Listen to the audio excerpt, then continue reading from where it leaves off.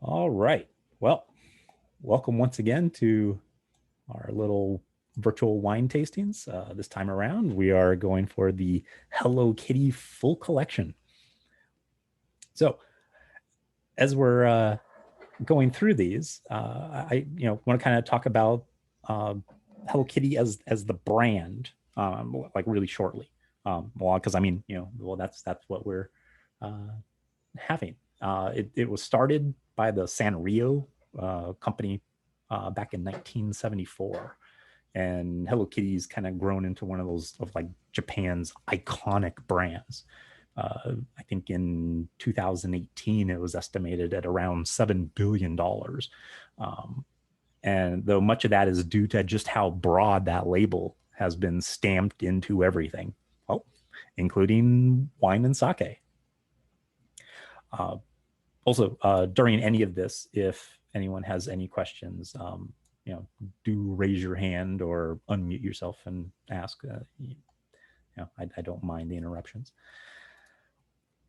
But okay, so first off, let's talk about sake. So, what makes sake different from like wine, beer, mead, and cider is that it goes through another fermentation process first with a mold called koji. So what you do is you and it's not just regular rice. Well, it is kind of regular rice, but what you do is you polish the rice. So it means finely grinding away all the harsher outsides of the grain until all you're left is like the sweet starch in the middle.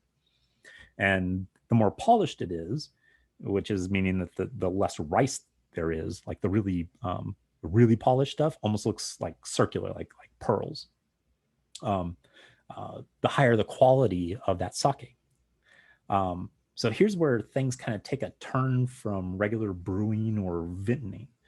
Um, you cook the rice nice and soft, and then you spread this koji over it, and that fungus will actually break down the carbohydrates and produce sugar. And then you add typical yeast used in brewing to that kind of mix, and it turns that sugar into wonderful booze. This is why sake is considered generally more sweet than regular like Chinese rice wine, which just uses more of that. Uh,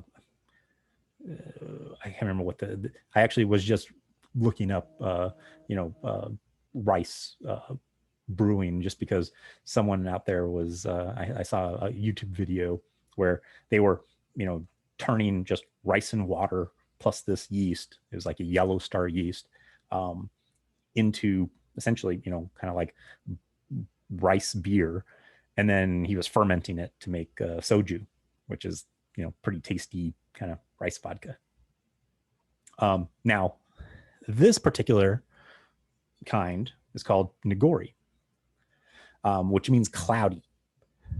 And it's not the label of quality. Those are like ginjo and jumai, but that the brewer has added some of the rice particles that are kind of settled down in the bottom of the tank back into the sake after filtering it. It makes it a little bit sweeter and a little bit smoother, though the cloudiness does tend to make, especially Americans, a bit uncomfortable. So, on to the wine now. So, we have our wine comes from two places. It comes from Lombardi, Italy, and kind of like Central Coast, California. So, we'll talk on the Lombardi first. And what I'll probably do is let me go ahead and share out my screen.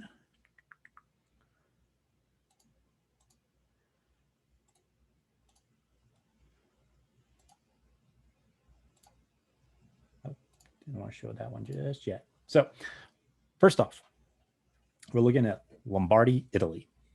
Lombardi, Italy,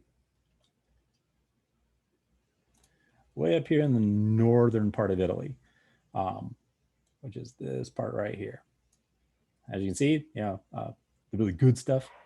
What I like is right here. over in Piedmont. But Lombardi, what they're really kind of known for, and they're pretty much the only ones of Italy that grow it, is Pinot Noir, otherwise to them is known as Pinot Nero. Now in Italy, so the two that we have are bubbly, so are cremant, and those particular ones, we've kind of gone over like the traditional way of making champagne, and I'll kind of brush on that. But in Italy, there's another method called the Martinati method, which is what the Hello Kitty wine site kind of says about these particular bubbly wines. Now, again, we've talked about the method Champenois, which is what traditional champagne uses, where you make unbubbly wine like normal, like every other wine. And what you do is then you fill up your bottles, or a large bottle, with this still wine. And while it still has active yeast in it, you pitch in some more sugar. And then you seal it up. Now that new fermentation is what carbonates the champagne. The method used in Italy for, say, like Prosecco, and these, what they do is they dump all that wine into just a giant vat and then add sugar in the vat. And what ends up happening is that they draw just from the top of this, fizzy Prosecco or just other, types of bubbly wine, and all the yeast stays at the bottom. So what happens is this results in a much less yeasty taste of baked bread that a lot of that traditional method uses or kind of has to it. In this way, most of your Prosecco and things like that are far more bright and acidic. Now, as I kind of mentioned, the grape that we're talking about, Pinot Noir, but just like everything else, each company or each country tends to want to put this little stamp on things. So instead of, it is the grape that they took, or imported from France, Pinot Noir. It's just in Italy, Pinot Nero.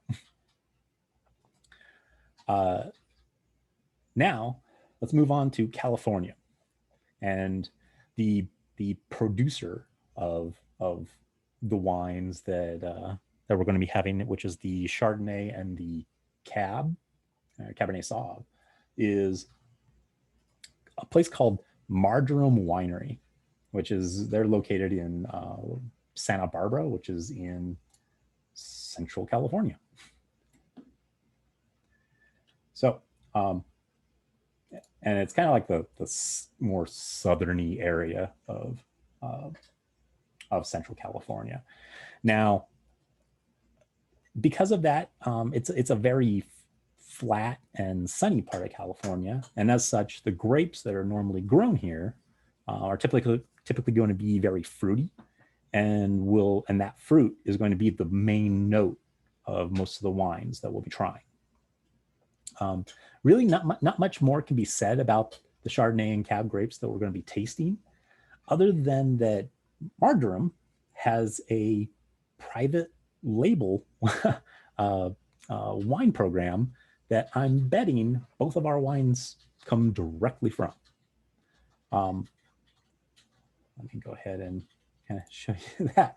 So here it is here, this private label wine program. Now, as you can see, there's our Chardonnay and our Cab, except there's two of them. So I'm not exactly sure if we're getting the Central Coast, which is a little bit more, specific to, Santa Barbara,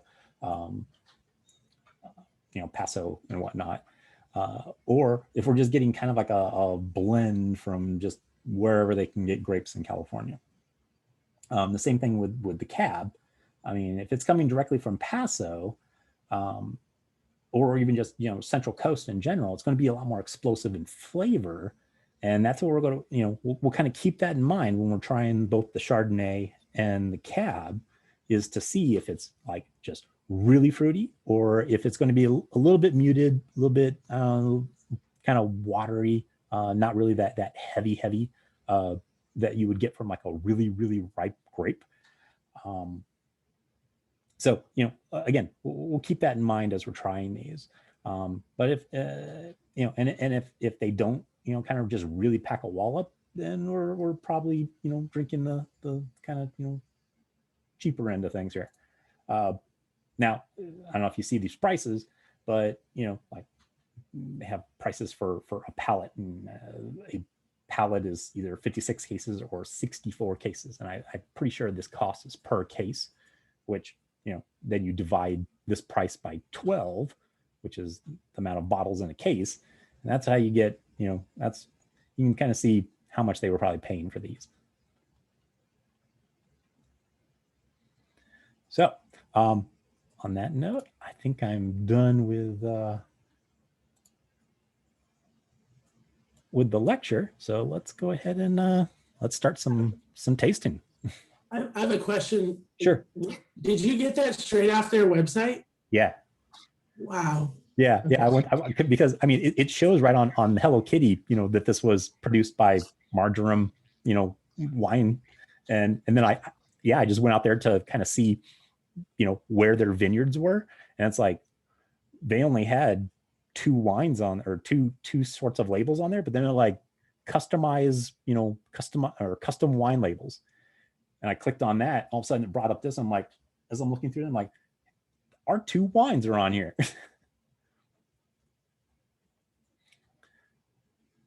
All right.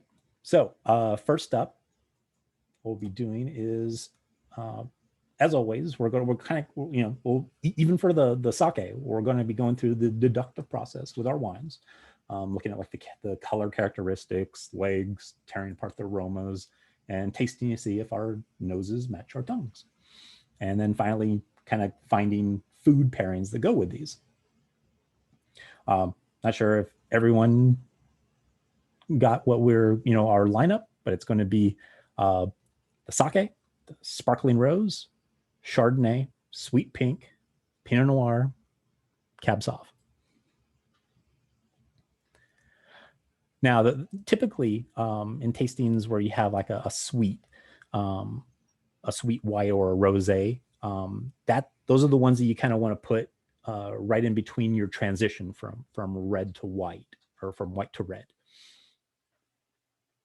So with the sake, again, remember this is Nigori, so go ahead and give that thing a bit of a shake up, just to get all that sediment nice and mixed up in here. Then we'll give it a pour.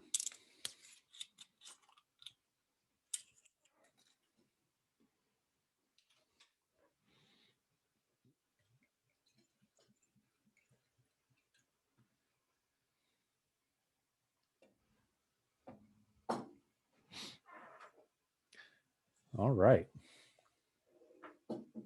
So first off, we're going to be looking at our color, which I don't know. I'm just going to go with opaque and kind of light gray. Skim milk. Yeah. So, well, and as much as I would say, test the legs on this thing, all I'm getting is like that grain just coating the sides of the glass. So I probably wouldn't recommend that. But let's give this thing a bit of a swirl. Let's smell and see if what kind of aromas we're getting from it. Acetone. It reminds me of horchata. Yes. Which I guess makes sense since horchata is a rice milk, but I'm definitely getting a horchata type smell without the cinnamon. Yeah. That's all I smell. Yeah, I mean, now you've got me kind of like a little bit on that horchata, but to me, I smell honey. Yeah, they're sweet. It's sweet. There's some sweetness to it. But well,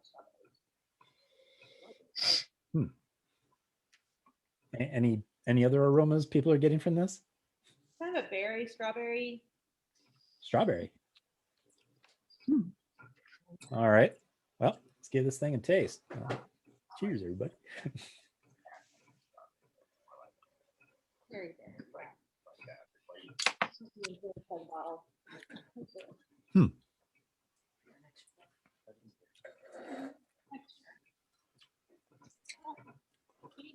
Hmm. Yeah, I've kind of stayed away from Nigori sake before. I usually just get the clear kind. But So those are panda cookies and these are puffs. this isn't bad. It's well creamy. Yeah, I almost kind of, I mean, considering how long Nigori sake has been around, I almost kind of wonder if this is where the first like rice milk idea came from.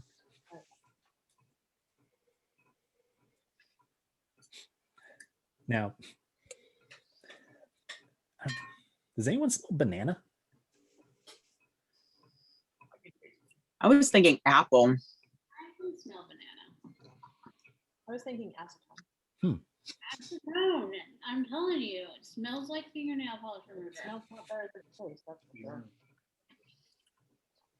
I will take your word for it because I don't have any fingernail polish remover. I do like it actually, yeah. All right. I like So, it with the normally, like I just went out for sushi, a couple of weeks ago, and actually had like a sake flight, and found that it's really good at cleansing the palate, from any kind of just remotely fish flavor. But actually, what I've heard Nigori is really good for, much in the same way as like a Thai tea, is that for really spicy food, this kind of like is your counterbalance to be able to cool down your mouth. this one's spicy.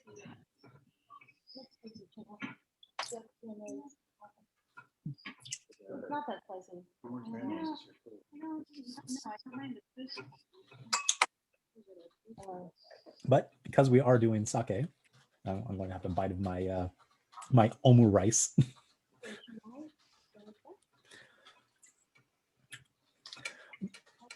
I don't think I've had I've never had an omelet filled with fried rice before, so it was an interesting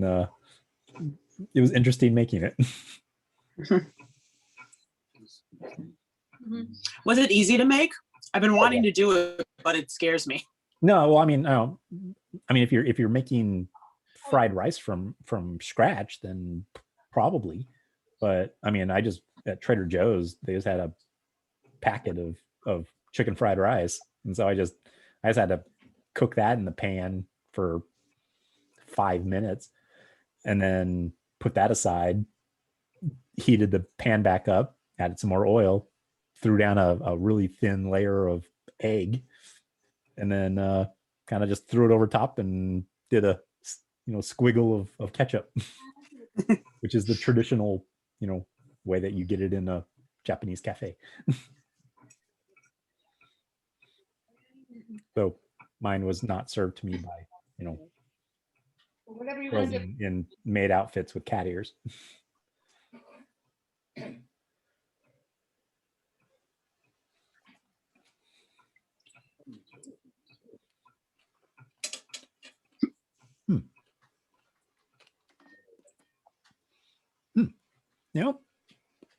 I mean, it's essentially, if you like fried rice and you're like, well, I've always wanted more egg with my fried rice, this is essentially what it is. I find this pairs really well with some dried squid. We also have these shrimp crackers that I think goes well with, and then we have these chicken skewers. Ooh. Sesame sauce. Yakitori. She's got a word. Yakitori. Yakitori. Oh, yakitori. I think I was expecting this to taste like what I know of sake, and that's not what it is, and that threw me off. that's kind of where I'm at. Okay. Which is fine. It reminds me of something, but I can't place what it is. Like some kind of medicine. I don't know. Not that. Maybe like penicillin, liquid penicillin, you know.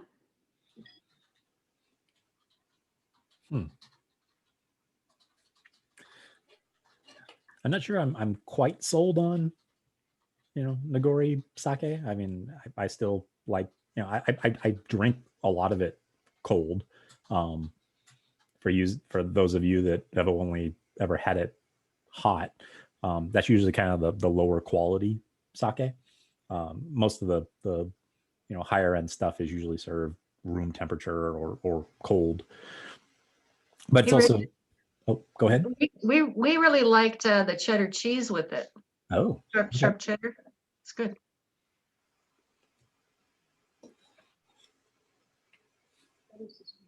How long will sake last in the refrigerator? I'm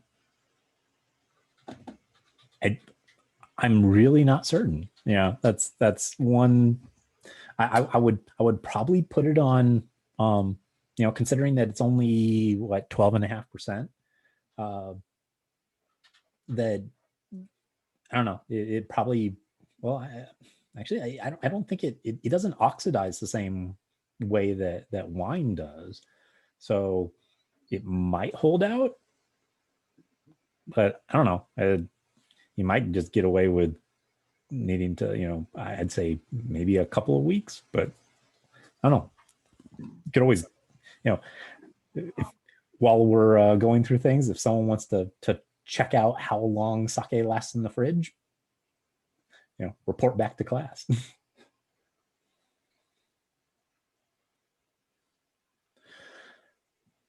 So how's everyone doing? Are we about ready to move on to our first bubbly? Careful, it's gonna go. All right. Now they do love their wine scores. So this one and the Pinot actually have fairly decent scores from, what was it, James Suckling? Yeah. So as usual for these, it's always a common trick when you're going to open these, have like some kind of cloth or wrapping as you're doing these, just to catch it a little bit.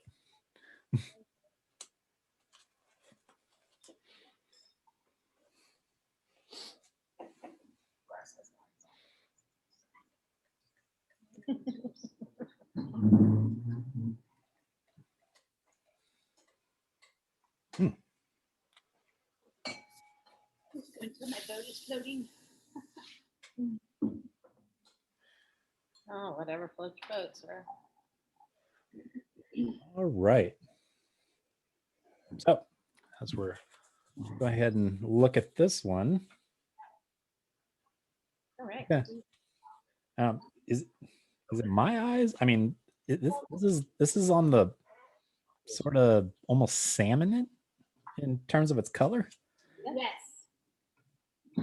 Like Diluted orange. at first, I was always like, this looks orange, but it's more on the salmon. She's very light. Oh.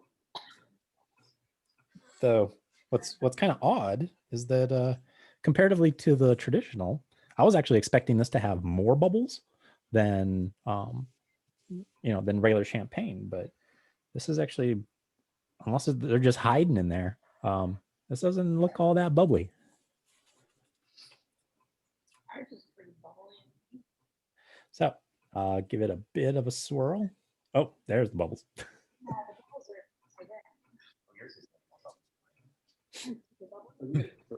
All right. And then, give it a sniff. And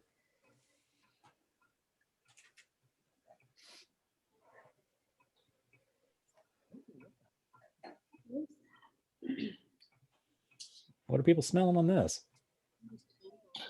Or some sort of citrusy. Something citrusy, but sweet citrusy. Not Okay. lemon. Feeling like tropical fruit. Yeah, like an orange lifesaver. Yeah. Yeah, I'm definitely getting that sweet citrus with with maybe a little bit of strawberry.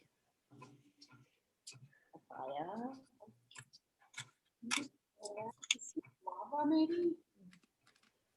And Very sweet smell. Yes. yeah, unfortunately, the carbonation is also going to kind of prohibit us from really looking at the legs on this thing too. Also have mango mochi ice cream. Yeah, this thing's kind of like all over the place on in terms of, I don't know what you're smelling from it. I think it would go well with this. All right, well, let's give this thing a taste. Cheers.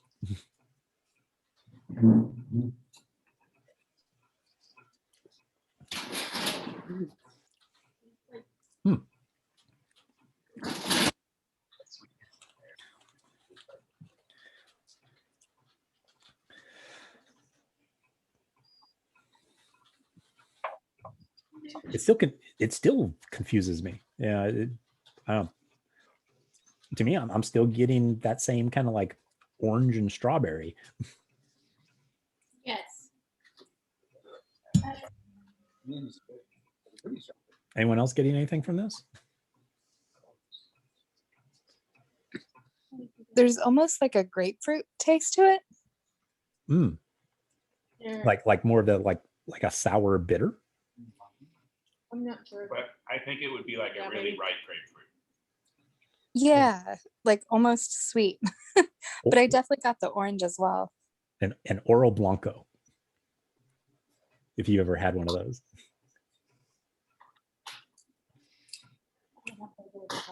That's exactly what you were just described.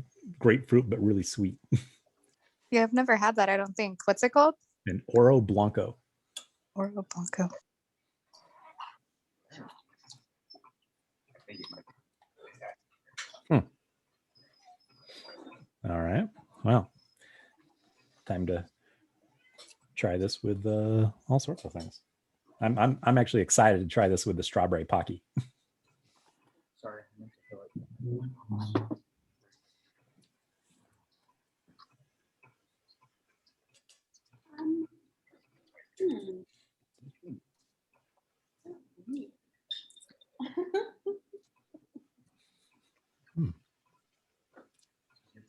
Oh, the egg and fried rice. Yeah, it really cuts through that. Glutinous pounded rice.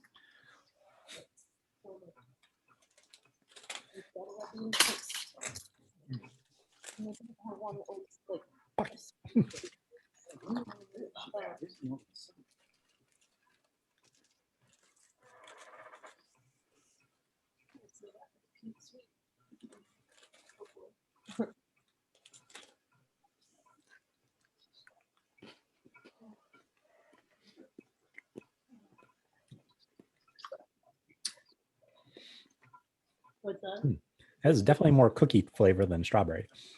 Oh, yeah. Okay.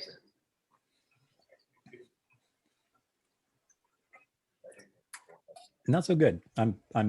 This has probably got to be better with the sweet pink than this one, because this thing is sweet.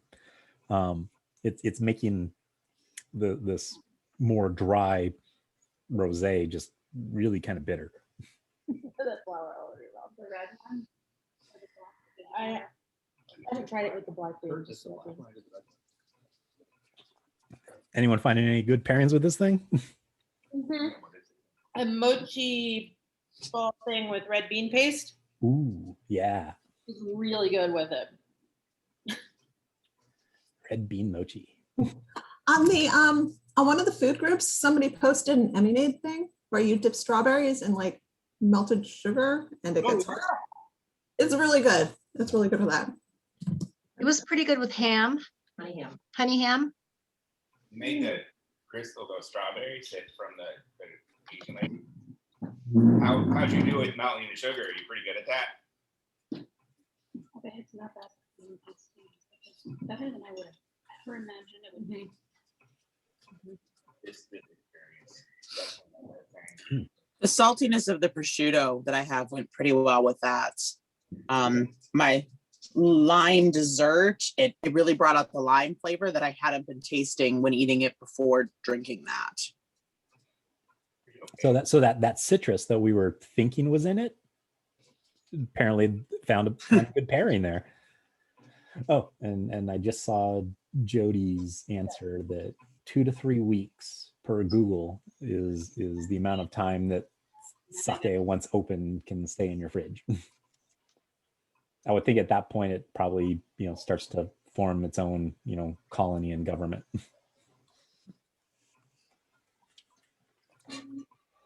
I would now, was that specifically for Nigori sake? Because I don't know, the extra particles I would think might be more susceptible to just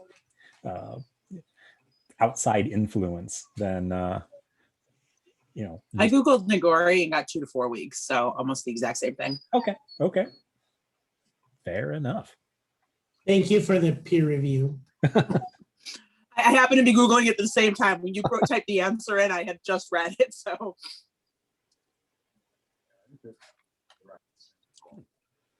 We found a good pairing with Barnum's animal crackers. Okay. Just the plain ones, not the crack of the earth, which is the frosted animal cookies.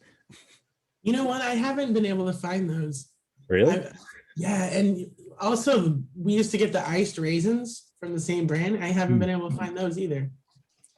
Yeah, I can't go within 10 feet of frosted animal cookies because it goes bad. Where it like I remember the bag opening and then blackness and then my hand hitting the bottom of the bag. You blacked out. There's an ice cream with those in it, and it's so good. I don't know. We had mango mochi ice cream, and it wasn't great. The mango mochi wasn't good with this? It was okay. It wasn't great. But comparatively to the red bean, The red bean was good. The red bean was way better.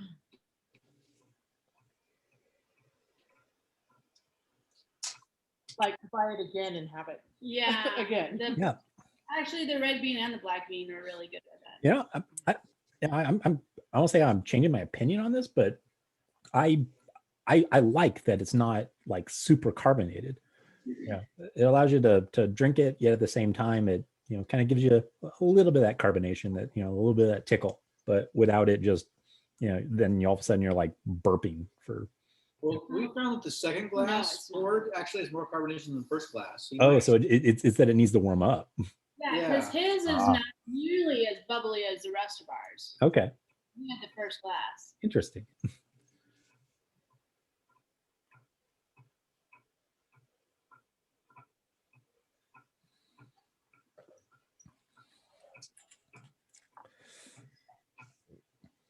All right. How's everyone's glasses looking? We about ready to move on? Yes. I think so. Okay. All right. So we are on to the Chardonnay. That's wrong. Better soak yours up. Mm-hmm.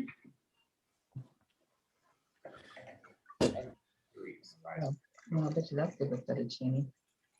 Now, I see that there's descriptors on the back, but I'm not going to read them until after we do ours, and then we can kind of confirm with if the winemaker and or whoever put that label on there matches up with our consensus.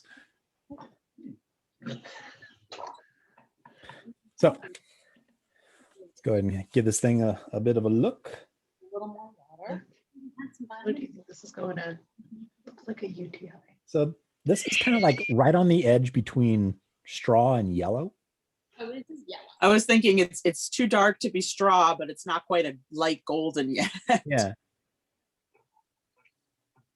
You're right. But it's a lot more clear than I would have just put it like a straight, like yellow/gold. Good That's kind of typical of like your kind of more like Sonoma Chardonnays. Huh. All right. I'll have to just sniff it. Now we'll give this thing a bit of a spin and see how the legs look. Those are coming down kind of thin. Yeah, those are pretty thin. This is more like, I want to say around 12, maybe 12.5. 12.4 on the bottle. Yeah, 12.4. 12.4. Okay.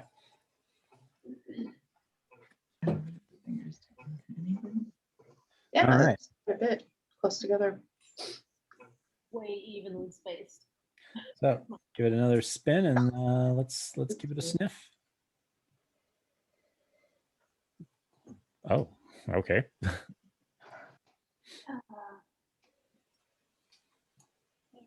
Green apple and pineapple. Definitely the pineapple. Yeah, I'm getting like this weird just green smell. Like hay or Yeah. yeah. It reminds me of like a Sauvignon Blanc almost. Yeah. It's got this like greeny, like almost, not quite grass, but No. Yes, you do. You just don't know. huh.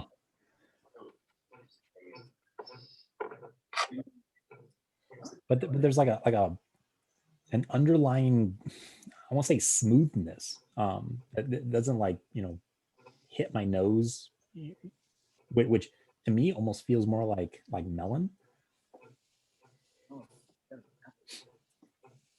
And with green, so yeah, like honeydew.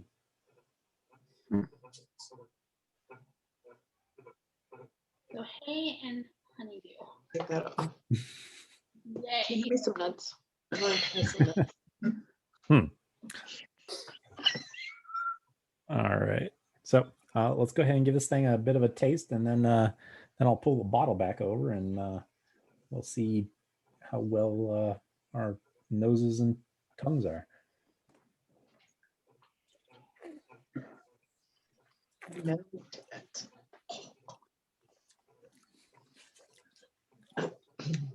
Wow, that's some malolactic.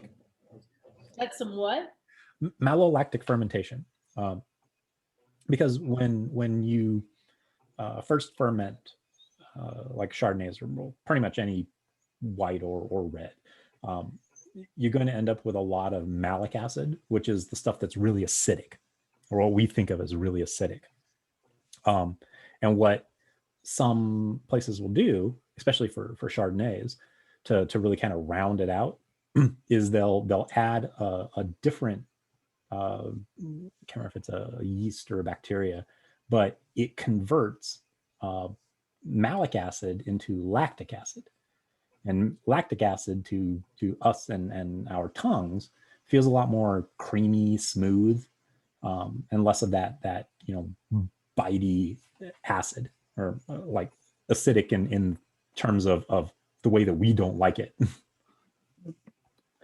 And so that's what, whenever you see like a white, or whenever you have a white that's, has a much more of that kind of creamy custard kind of flavor, that's where you usually, seeing malolactic fermentation happening.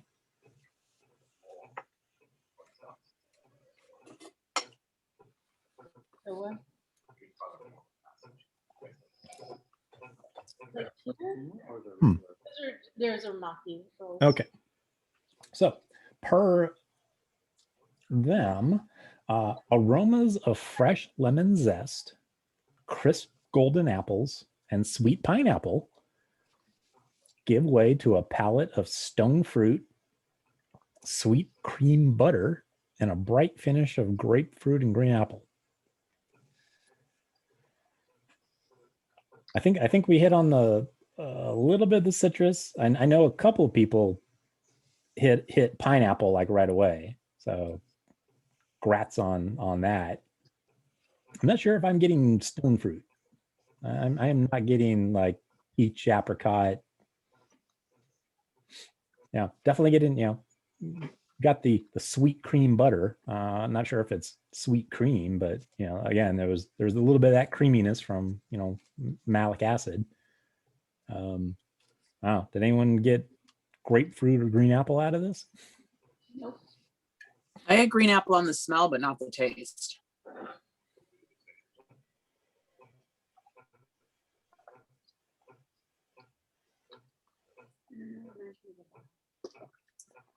I don't know. If I was a betting man, this is probably the California blend and not the Central Coast blend. So this is further from the ocean, right? Which part, or the Central Coast, or just California? The one, yeah, what you're thinking is this is more inland than say the Central Coast, right? Well, I mean, Central Coast is pretty far from the ocean. Yeah, they're. I don't know, Jody. How far is Lodi and Paso from? It's. Well, I wouldn't call Central Coast, like Lodi is definitely not Central Coast. No, Lodi, yeah, Lodi is much farther north, but like Paso, Santa Barbara. I think it's like 12 miles ish from the coast. Not too far, but no. Oh. Santa Barbara, Paso Robles. But yeah, I agree with you. Like it's probably a blend of California wines rather than something specifically regional. Yeah, because I mean, like I said, I love Paso, and their shards are much more golden and heavy than this is. I love this one. But they're also much more on that kind of like, like ripe yellow apple, and a bit of the pineapple than this. This has more of that kind of reserved green apple to it, which tells me it's just from, probably places that didn't want to turn this into wine.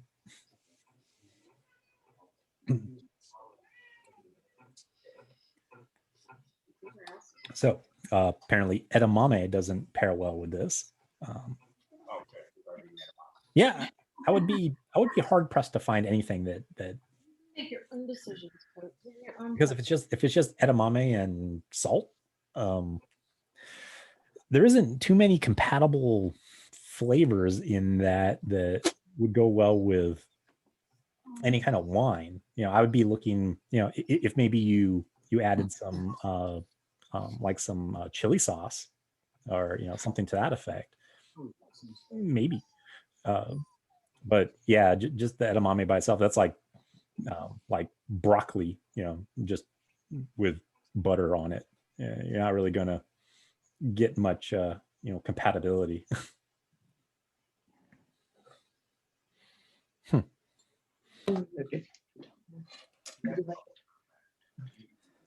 All right, time for the fried rice. Did you ring the bell? Did you ring the bell? Oh, I did not. But who's ringing bells? Pretty good with that too, with the spice. The sushi's pretty good. Yeah, to get that again. Hey Ray, have you been trying this with your Mexican dish? Or I have.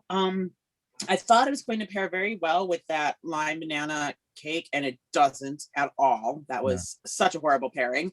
It went fairly well with the spicy potatoes. Mm-hmm. Yeah. And salami, Genoa salami. It did not go well with anything else I had. I think it goes well with miso soup. Yeah. Well, I mean, even though it's got a lot of that malic acid that kind of rounds it out, there's still a bit of like lactic acid or of malic acid to it, instead of lactic acid. So, and that's always been kind of a rule where the one thing that can really counteract a really acidic wine is something salty. Salt will kind of negate. There is the acid. part. That makes sense. Yeah. Interesting. I like that.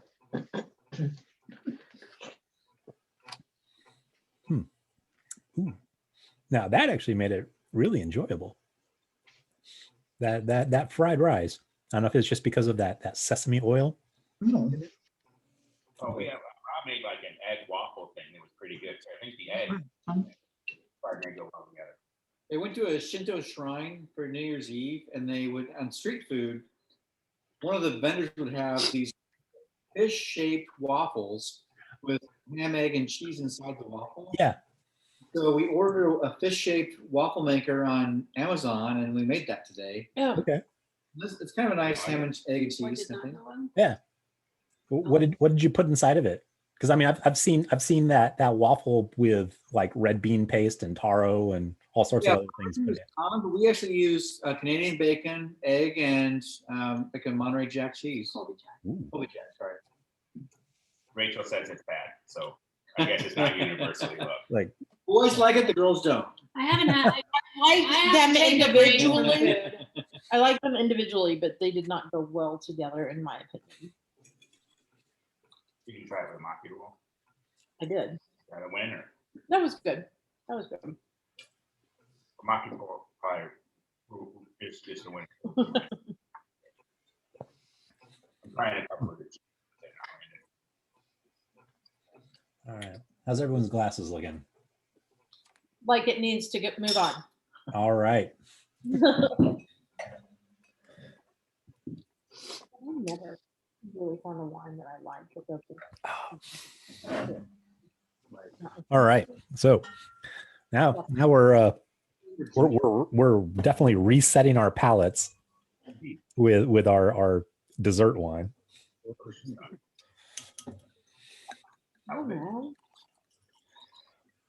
That is an outlier. Which is in 2 days. March is in 2 days. Well, before I leave, I gotta write down my The airport. And write it down. Yeah, he's coming here because Rachel's driving us off to the airport. That's right. Right up here.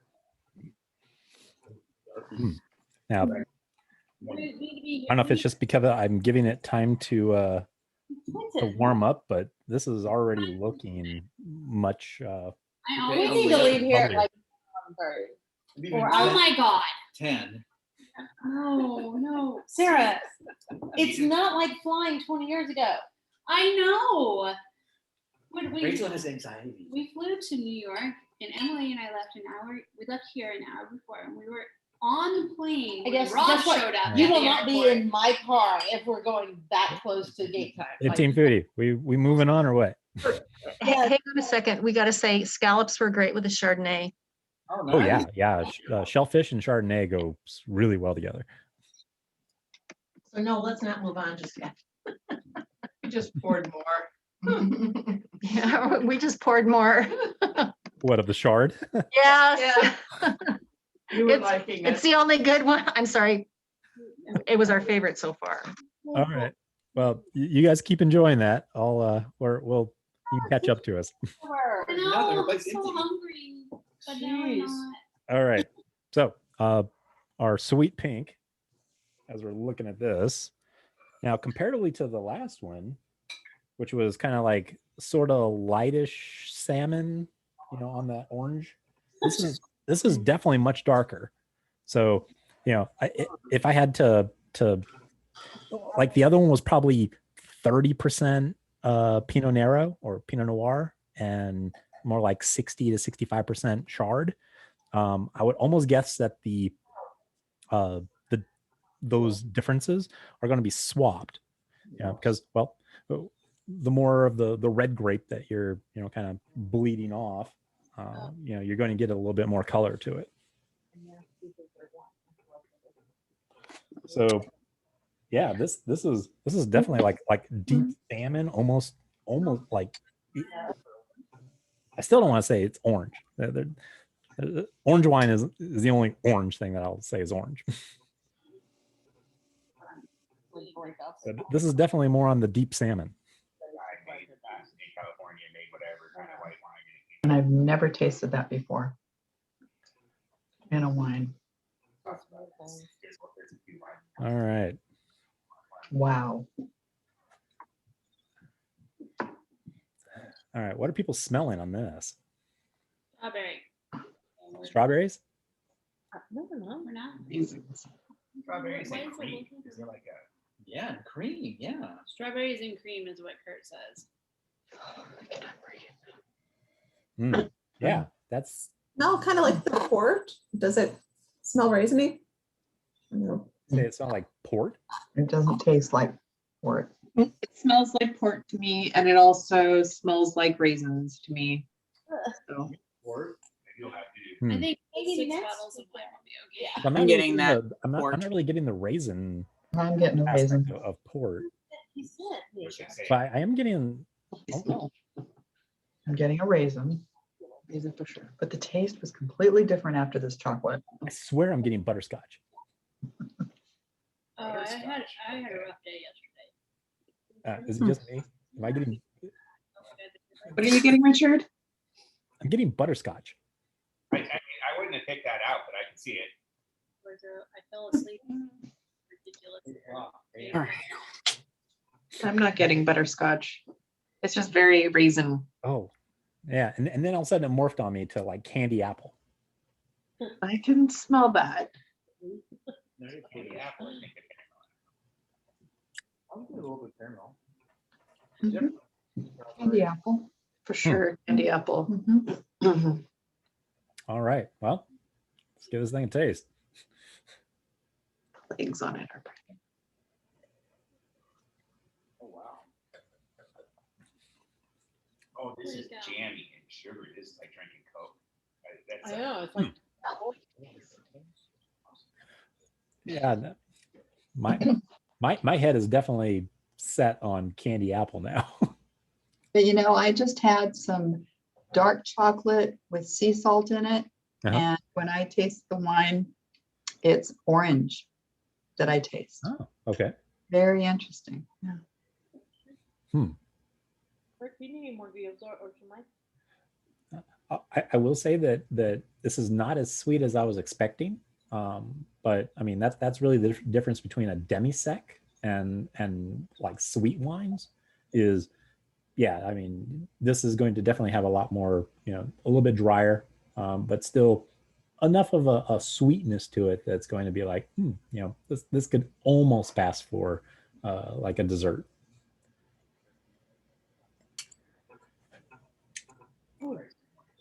Oh. 100% you're correct. Yes. Really? Yeah, I'm trying to pick out other Tastes good. anything else in this.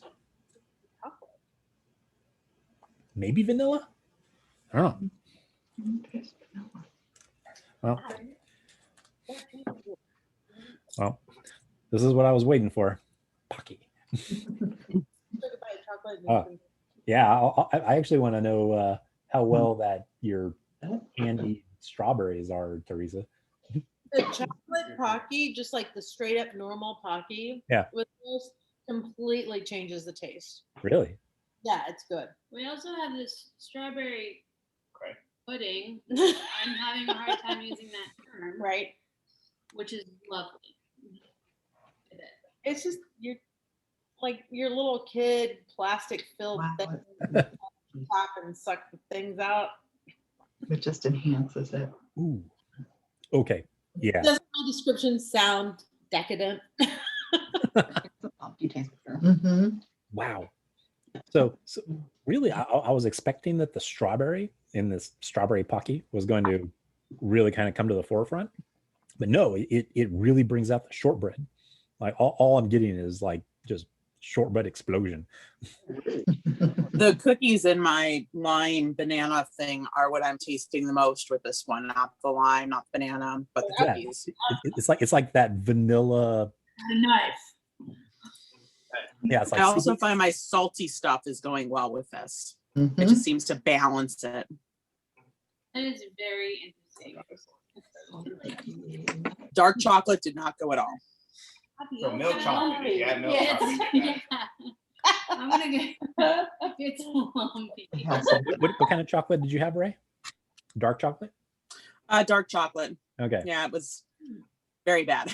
It brought out the worst in both of them, both the wine and the chocolate. Well, apparently milk chocolate is doing well. Well, I just had the dark chocolate with the sea salt in it. Yeah, you said And that it was good with the sea salt in it. And yeah. I can see that because the salty stuff has been going well, and my chocolate does not have salt, Mhm. so I can see that. I mean, Yeah. unless you have some sea salt in your kitchen, I just like do some salt bay on it. Oh Hmm. darn. Yeah. This was actually probably the lowest in opinion of all of mine that I was expecting going in. And yeah, this is actually not too bad. Good with chocolate covered cashews too. Dark or milk?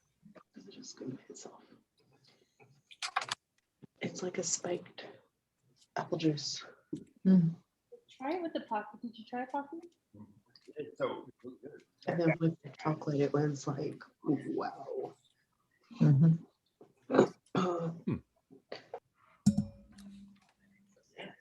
Yeah. Yeah, I was not expecting something out. Again, especially with the Hello Kitty front to it, I was expecting like a sugar bomb, and no. For something called sweet pink, it was not as sweet as I expected. Yeah, this it reminds me of almost like Lambrusco. I wonder if they're thinking Japanese sweet, because Japanese sweet is nowhere near as sweet as American sweet when they call this a sweet pink. No, well, remember this comes from Italy. True, but I mean, if they were trying to theme it a little bit, And I don't know. Well, I mean, pretty much anywhere outside of America, sweet levels are at a class below Americans.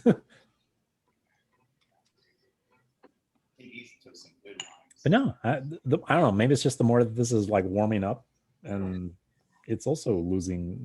Again, it's losing its carbonation. I don't know. I think it's kind of enjoyable. Kansas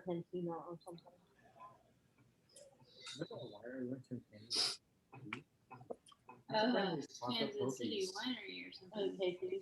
No, it was Actually, since people were saying milk chocolate, I do have some other Pocky, which is this almond crunch. Right, it's milk chocolate with almonds kind of wrapped around it. So that's going to be amazing. I want to hear what you think about that. What's that? He's just trying this with his milk chocolate. just now, dude. Keep up.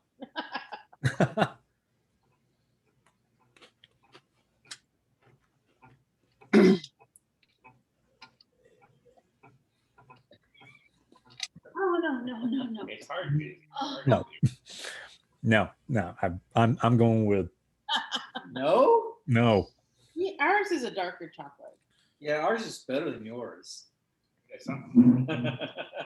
No, that I don't know. Maybe it's just the almond in it, but it started to make it okay. So you just have the chocolate.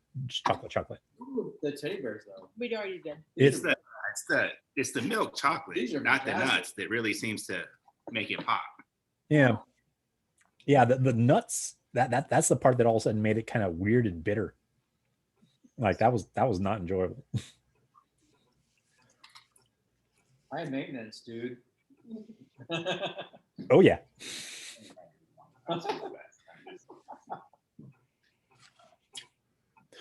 All right.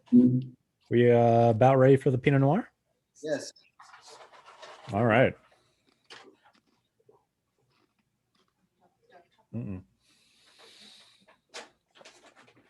Oh, what's over there? All right. Hello Kitty Pinot Noir. 91 points by James Suckling.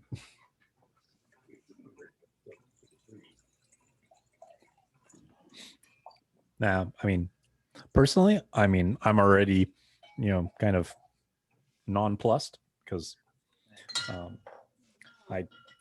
I tend to dislike just about all Pinot Noirs.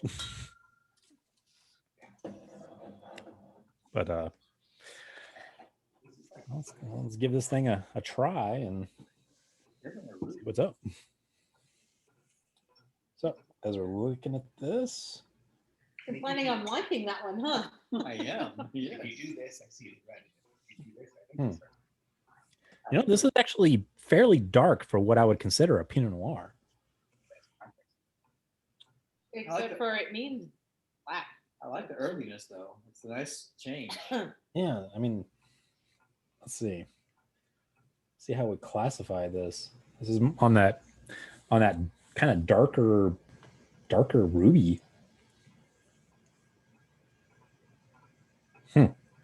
I mean, it's still completely clear, and it really lightens up near the edges. But that's a dark wine for a Pinot Noir. All right, a bit of a swirl. We'll see how this one turns out. Those came down pretty quick.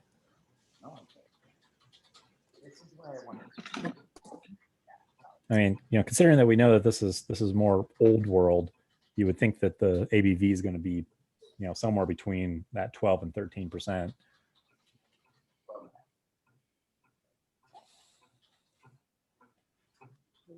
Does it actually say 13? 13. Okay. All right. So give it another spin and sniff. Perfect.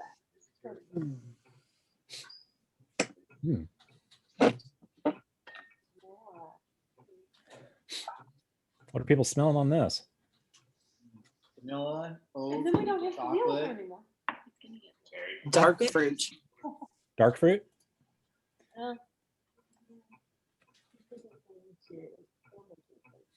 Yeah, I mean, I'm getting that kind of like mix of red and dark. You know, almost kind of like almost like a black cherry. Yes, definitely black cherry.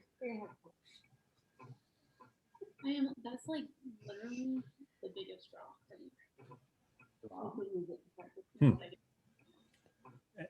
me. Any other anything else anyone's getting on the nose? Vanilla, maybe. I'm really crazy. A little bit of vanilla.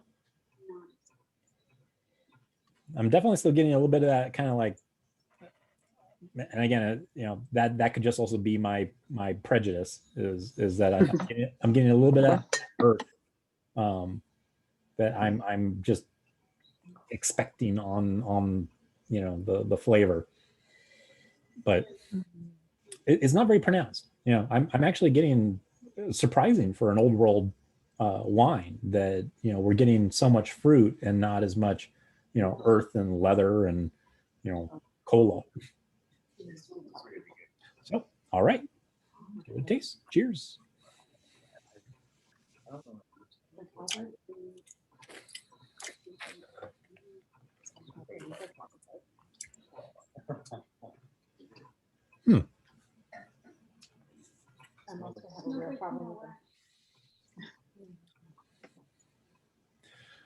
All right, what's first impressions? I'm a cherry, vanilla. I think it's more fruit forward than I would expect from an old world wine. Yeah. Yeah, that was. Blackberry.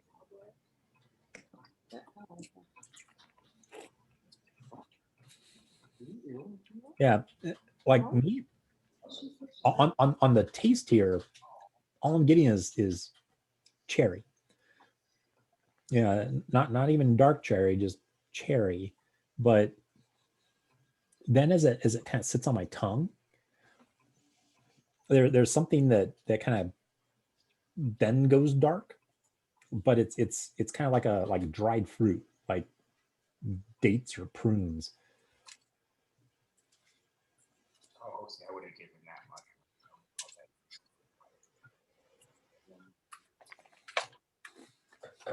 Yes.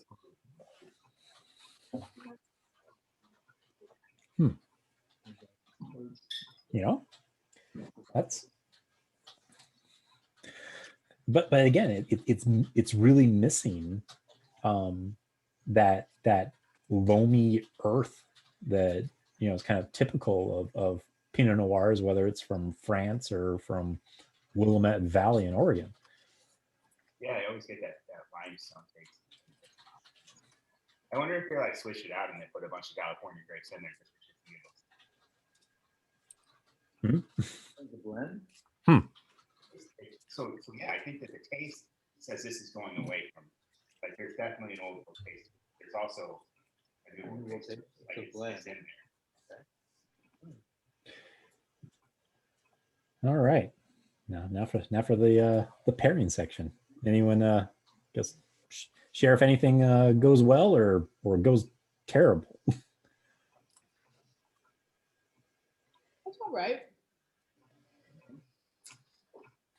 Salty, not so well. Dark chocolate's gone well. I'm trying my spicy now. I would hope that this would be able to stand up to the spicy pretty well, because it's actually got a fair amount of fruit flavor. And more so when you have the chocolate. Once again, we tried the chocolate with the sea salt, and that cherry really comes out. We had a little bit of Parm cheese, and it was not too good. Okay. Mozzarella, not good. It was okay with the salami. And I had a little flatbread with rosemary, and it was good. Okay. And those things are Yeah. Me, I was this is the I was waiting for, you know, the reds, but I've got some shepherd's pie. Ooh. So yeah, that kind of, like, you know, red meat and gravy is I'm hoping is going to, you know, Oh yeah. I know it's going to go well with the cab, especially California cab, but I was hoping that it would also go pretty well with this Pinot. This is definitely balancing out my spicy dish very well. Not bad with the bean paste. So we have like a chocolate here that has mocha with it, and it goes really well with this Pinot. I wonder if it's the tannin, you know, from that coffee that's, you know, kind of bringing that out. But cool. Okay, so mocha.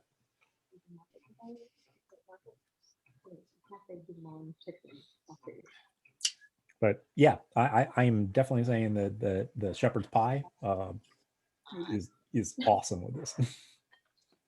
But that's because, you know, it's not like a full, just a lot of red meat. You know, it's got, you know, the little bit of lightness from the mashed potatoes and vegetables that are kind of mixed in there. But yeah, it's definitely giving that Pinot a kind of a, you know, character of its own. I mean, this is good with everything. This is just a good wine.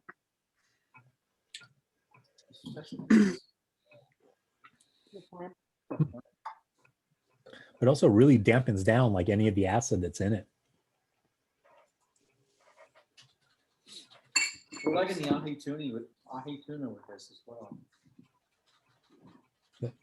Ahi tuna or tuna? Ahi sushi, yeah.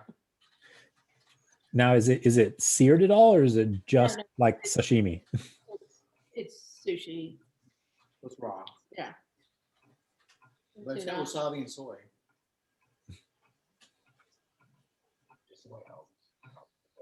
Yeah, that was the thing when I went to my little favorite sushi shop down in Phoenix called Harumi. It's one of the things that you get for, you know, their sashimi plate is their ahi tuna.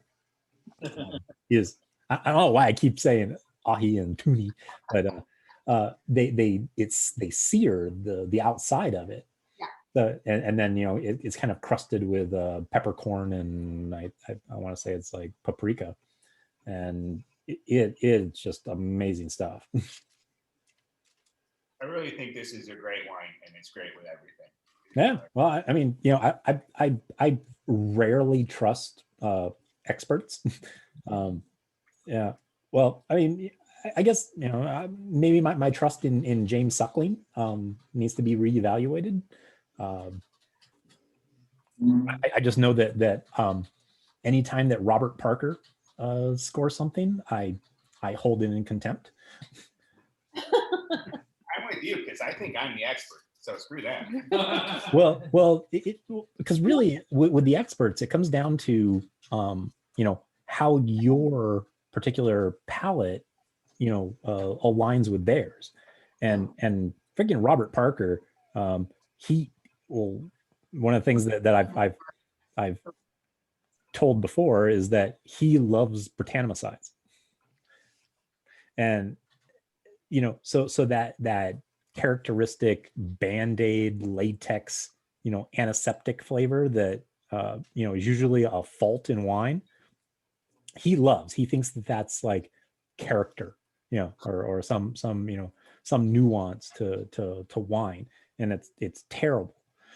I'm like hypersensitive to the stuff, where as soon as I smell like anything that smells like a latex glove, I'm like, I'm out. That's terrible wine. But like I said, Robert Parker, he thinks of that as like, he gives those higher scores. So I feel like that cilantro thing where thing where it's just different. That would be a similar comparison, for like, people that, like me, raised in the Southwest, love cilantro. And then, you Northeasterners that, have genetic mutants that, think it tastes like soap. Well, sucks to be you. Okay. Balsamic mushrooms. And the people that say they like it, they're experiencing something different. So balsamic mushrooms. Yes, balsamic glazed mushrooms were great with it. Wow. Great, really, really yummy. Now, if you have, hopefully you have some for the cab, because usually anything balsamic really goes well with cab. I cooked a pound of them. Oh, geez. We each have a third pound. So I won't finish mine. yeah, we got plenty. Thanks. Lots of blue cheese, more cheddar, and some Volpi salami. Yeah, some salami. So we're good. You're tempting me to make a trip out to y'all, like I know. I did Team Foodie. Oh yeah, okay. Yeah, hang on a second. I got to show you something. This was one of the plates. That's one of the plates. That's what's left over. Okay, this is like our delicious little. Is that like a little meat tray? And then the cheese. Hang on a second. No, I want to see your mushrooms to die for now. Look at the cheese. Yeah. Here's the mushrooms. Oh, and here are the mushrooms. Everybody got their own little dish of mushrooms. It was really easy to make. I mean, but they were delicious. Anyway. I can imagine. Yeah. Okay, well, come and visit. You're invited. Right. We're around. We're around. Well, it might be a little while, because in 3 weeks, me and Team Foodie are going to be in Charlottesville, Virginia. Like, woo-hoo! We're so excited. Oh my God. Doing 2 days full of wine. Speak for yourself. It's 4 days for us. Yeah. Now, well, and what I'll probably be doing is in Smart Bar, I'm probably going to stream, many of our winery visits. Bad choice. So, should we point out that, So, I mean, if you guys need to, wear masks or whatnot to hide your identity. Oh, we need pink t-shirts. Are we on top of that yet? No, we're not yet. Oh, I want to talk to you guys. We'll wait till we're off. We're going all in on this. Well, hopefully all in still, goes with rule 1 of wine trips with Richard. No, sorry, you're on your own. Don't be a Jerk. Don't be a jerk. No, it's don't embarrass Well, Richard. isn't that the rule I number don't care one? if you're a jerk or not. Just don't embarrass Richard. Are you a They snowflake? equal each other. Are you a snowflake? No, I just want to be invited back to wineries.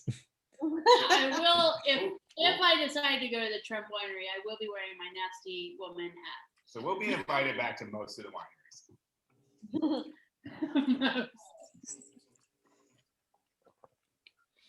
Because I've got to keep up my, reputation as an impartial, sommelier. Ooh. You You know, might leave us in the car for that one then. can an impartial sommelier have friends who are not impartial? Well, it just means that, I can't go there with, impartial or, with partisan friends. We'll figure it out. It'll be fine.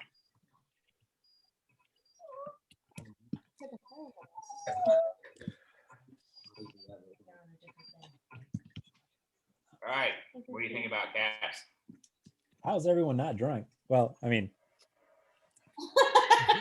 You told us to prime our livers. We're working I on did. it. I did. I warned everyone this, well, I mean, everyone got the box. There were 6 bottles in it. We're drinking 6 bottles. But you pour just enough to taste it, enjoy it, see how it interacts. You don't have to drink half the bottle tonight. You got a while. At least for, well, That's about all I pour per glass. So at most, maybe 2 ounces. And some of them I don't even drink quite that much. So that's more like 3 to 4 ounces. Unless that's a really small glass, that's at least 3 or 4 ounces. that's what I thought until I poured it into a measuring cup, and the measuring cup said no. I mean, that's like, dude levels of undercompensation there. It's kind of like the Smart Bar meme where I don't want to go back after pandemic because my 25-ounce normal pours don't match the bars, 5-ounce pours. Oh yeah.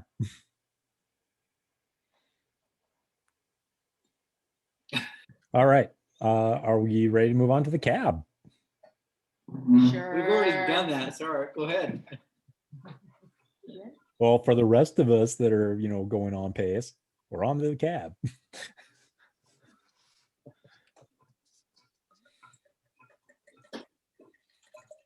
Perfect. I like it. I haven't made it past the Very beginning, but ruby. I also am not preparing it. I'll catch up with you. No, I like it. I want to drink it.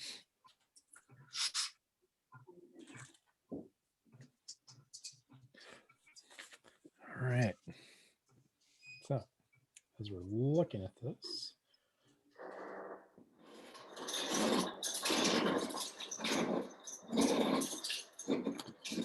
as I'm looking at this, it's kind of odd that this has almost the same color spectrum. It's a little bit more opaque, but it's got about the same color spectrum as our Pinot Noir did, where it's on that like dark ruby. I don't want to say moving into purple, but that's a fairly dark wine. By Wednesday.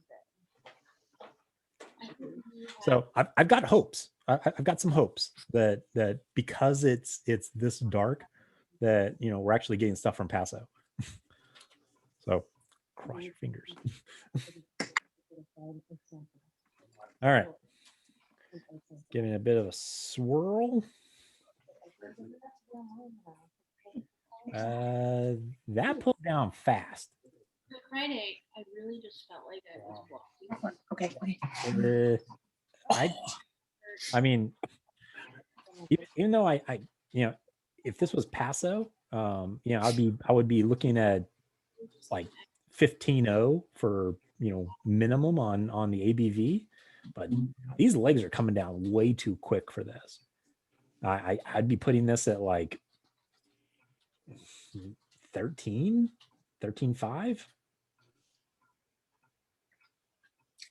12.9. Yeah. So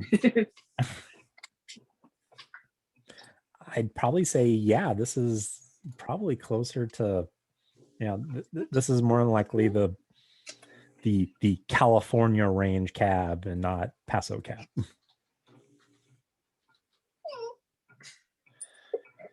because Paso is about as flat as Kansas, and but at the same time, it's that makes it good for growing really ripe grapes that are like super boozy, and this is not that.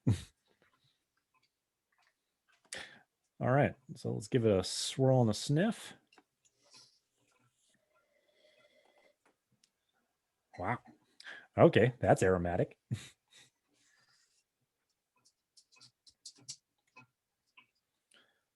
What's everyone smelling on this?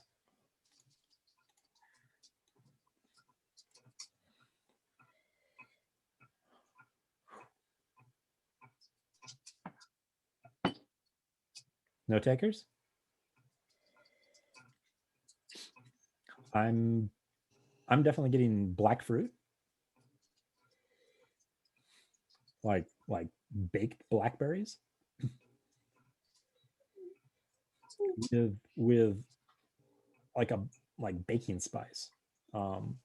Somewhere between like clove and nutmeg.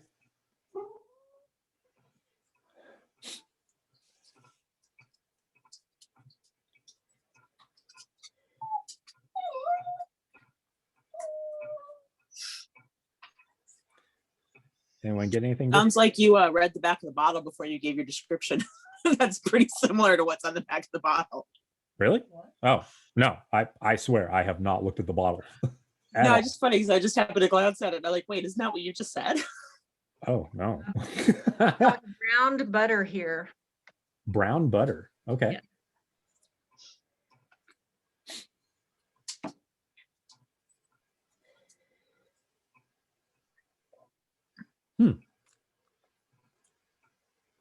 See, I could see that browning, smell to it. Okay. Well, let's give this thing a taste. Cheers to the last one.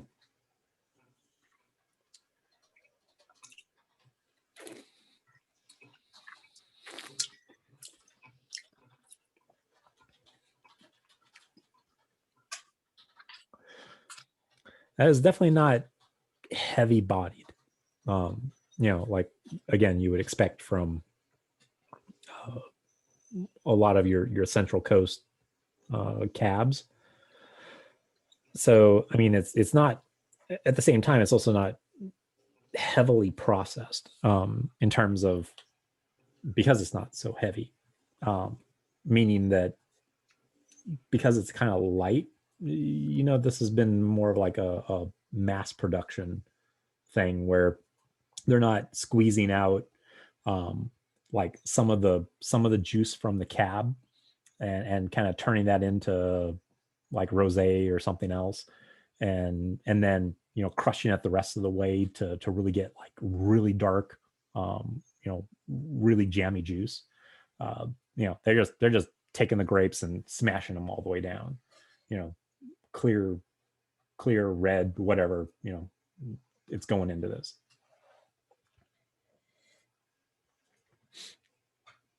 So what's everyone getting on the palate of this?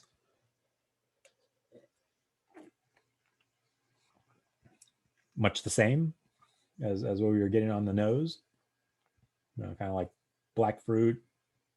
I was going to say cherry, but no, there's I don't really taste any cherry.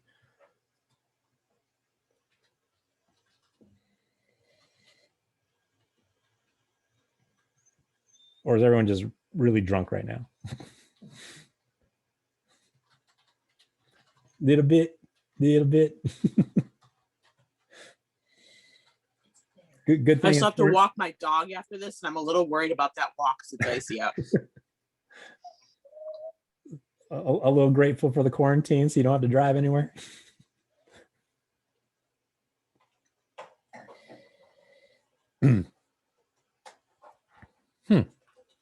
Yeah, I mean, this I don't think of as very complex. This is, it's got your dark fruit to it, and again, I still getting a little bit of that it's more nutmeg, not so much clove, but not much else going on. I'm really hoping that food is going to change my mind on what this offers.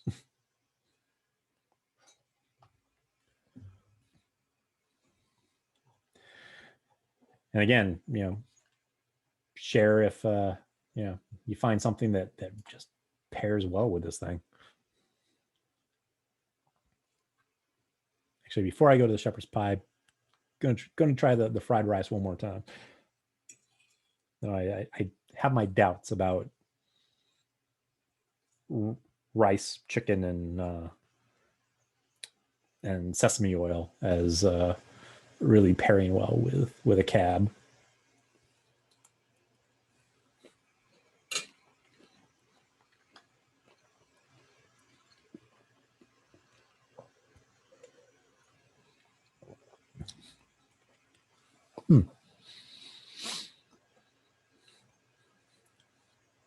Well, it definitely brought down the like any acid that was in it. It made it a lot smoother, but really didn't add much in terms of like any kind of like complementary flavors.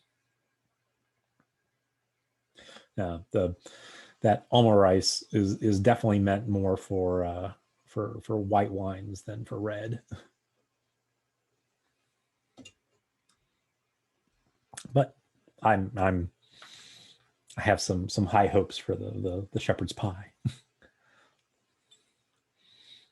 By the way, welcome, Diane. Yeah. Thanks. I didn't get Hello Kitty. I'm drinking Maomi Cab, which has that oaky type flavors, a little bit spicy like you described, but I went to the World Market. I thought they might have some, but they didn't. Oh. So, I mean, you're still at least sticking to Cabs. I think California. Maomi, whatever that one, you had us drink the Pinot. I love that. I love the Pinot. So I thought I'd try the Cab. Yeah, I'm actually curious because I mean they had a decent Pinot, so I would hope that they would have a decent Cab as well.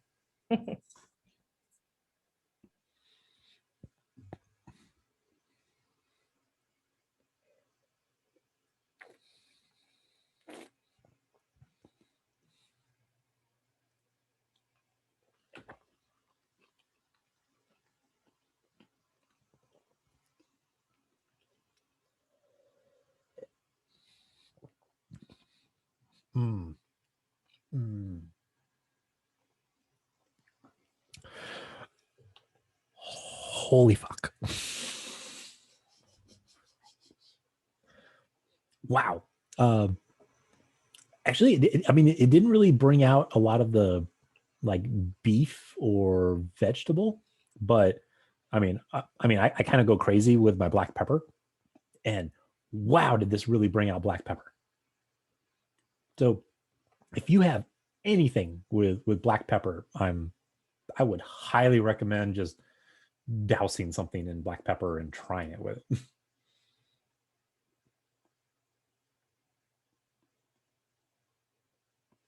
Because apparently that is a main note in this. Because that immediately came to the forefront when I had the shepherd's pie with a coating of black pepper on top of it.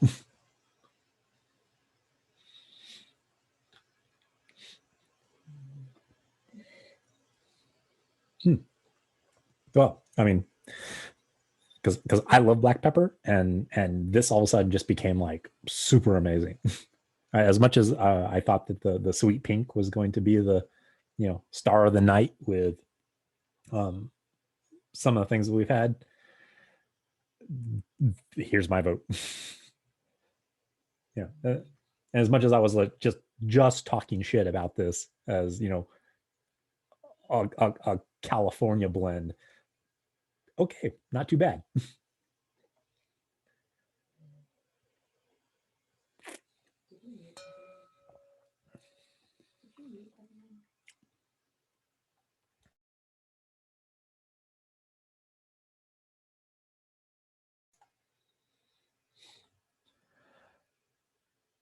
Oh.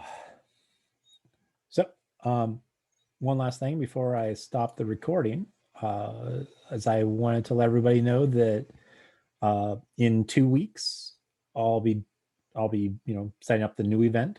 I think we're going to go back to Old World versus New World at least one more time, with something that I know is kind of prevalent around the world, which is Merlot. So we're going sideways in this bitch, and I'll have the list and the event set up by tomorrow for everybody. So we'll see you in 2 weeks for that.